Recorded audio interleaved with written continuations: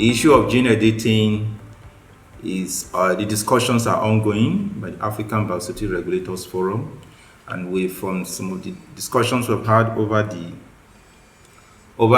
weeks, we have reviewed that it's not all aspects of the gene editing that will be subjected to biosafety regulation. It's going to be selective regulation on the basis of the fact that there are some of these gene edited products that may not go through genetic engineering process. Genome editing is a tool that we think as scientists is going to help us to have solutions to the challenges that we have.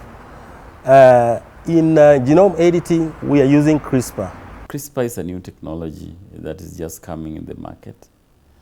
And it's coming to an environment that has already been so polluted with all this kind of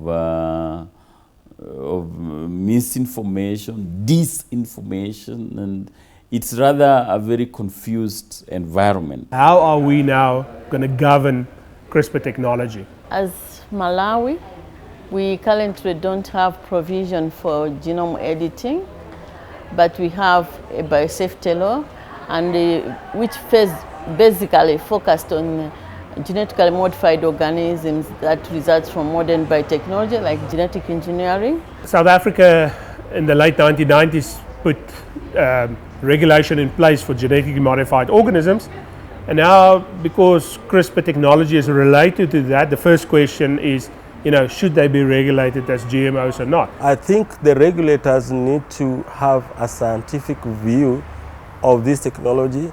If there is no new DNA being inserted, then the product coming out of it should be treated like the conventionally bred products. With this technology of gene editing, we feel like some of the products where there are simple deletions with no foreign gene integration, in several countries those type of products are not regulated. We feel we can improve our law so that it can be encompassing, it can be broad, and if you look at the product of genome editing, it's not everything that can be regulated.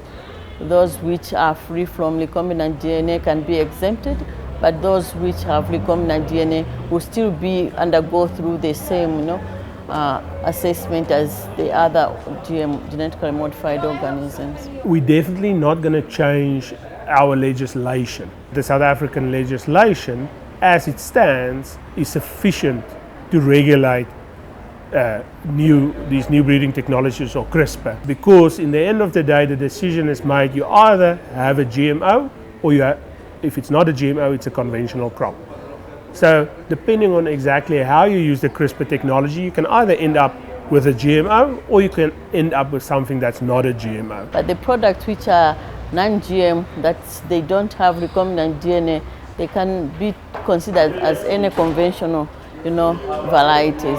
If we use this technology in improvement of African staple crops, then that means that they can go to the farmers in a shorter period of time, because there will be not much hurdles from the regulatory, but also the regulatory thing is quite expensive. So this type of thing can be more precise, more timely, and inexpensive. These discussions are geared towards ensuring that the use of gene-edited products are used to enhance the economy of Africa, and we believe we will ensure that the regulatory aspect of it will be done in a way that will not impede on the technology, but at the same time, safety will be our watchword. This genome editing technology, we must handle it with a lot of care so that it doesn't go the way the GMO debate went. For me, a technology that is going to enable the farmer to improve their productivity is a technology that should be nurtured well,